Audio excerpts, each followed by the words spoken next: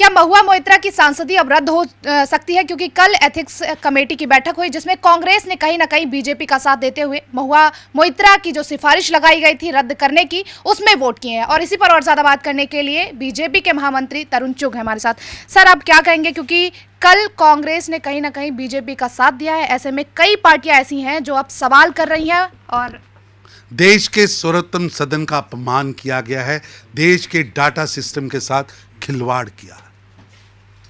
देश की सबसे बड़ी सदन, देश की सबसे बड़ी पंचायत, उसकी सुरक्षा से खिलवाड़ हुआ और चंद लेन देन के चक्कर में महुआ मोइत्रा ने संसद और सांसद दोनों की गरिमा पर चोट पहुंचाई है।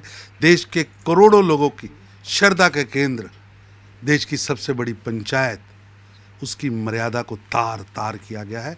कठोर सजा मिलनी चाहिए। और एथिक्स कमेटी ने भी बहुमत के साथ कड़ी कार्रवाई का सिफारिश की है और ये एक योग्य कदम है ताकि देश की पंचायत में बैठने वाले नेता ये जाने कि वो 140 करोड़ भारत के नागरिकों को रिप्रेजेंट कर रहे हैं। लेकिन देश की कई पॉलिटिकल पार्टियां आज भी उनके हक में बोल रही हैं। मैं हैरान हूं। गरीबों के नाम पर काम करने वाले लोग, गरीबों के लिए उद्घोष लगाने वाले लोग किस तरह कारपोरेट जगत के काली भेड़ों की झोली में बैठकर इंपॉर्टेंट आईडीज का प्रयोग किसी के हित में, किसी का हित में, किसी से लेकर किसी को देकर, ये दुर्भाग्यपूर्ण है। दुर्भाग्य। बिहार में शीतकालीन सत्र चल रहा है, ऐसे में हंगामा जोरदार है क्योंकि नीतीश कुमार का बयान और अब फिर से जहां चर्चा होनी चाहिए वहां पर डेली बवाल हो रहा है। इसे आप कैसे देखते हैं? ये चचा जो हैं सठिया गए हैं।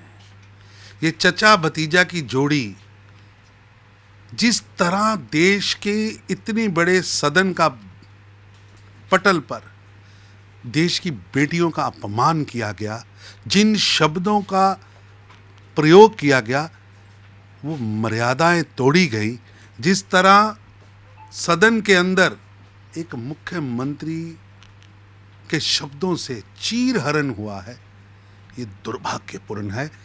और ये पूरे विश्व में भारत की जो लोकतांत्रिक छवि है, पूरी दुनिया कहते हैं कि भारत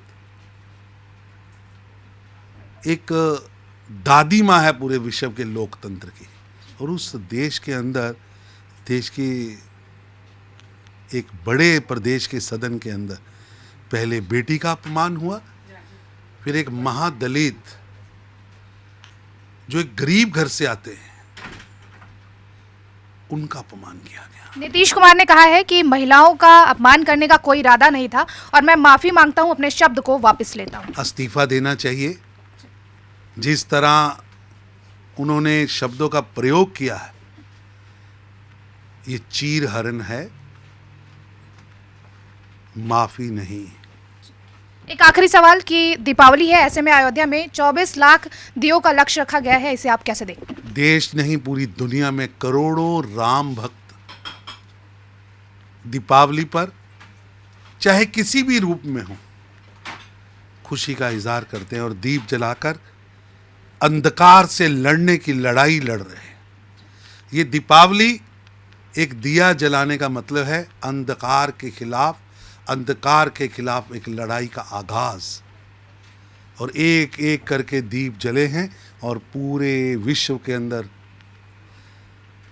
दीपावली का उत्सव हर्षोल्लास से मनाया जा रहा है, क्योंकि अयोध्या भगवान राम जी की, जिन्होंने पूरे विश्व को मर्यादा में रहने की, पूरे विश्व को सजगता से मर्यादा पर कैसे चला जाता है, एक बेटी के लिए एक महासंग्राम तक लड़ा जा सकता है, उसके सम्मान की रक्षा के लिए क्या क्या कष्ट सहे जा सकते हैं, आज अंधकार के खिलाफ लड़ाई का ये दीपावली का उत्सव बड़े हर्षोल्लास के साथ पूरे विश्व के साथ साथ अयोध्या में भी मनाया जा रहा है।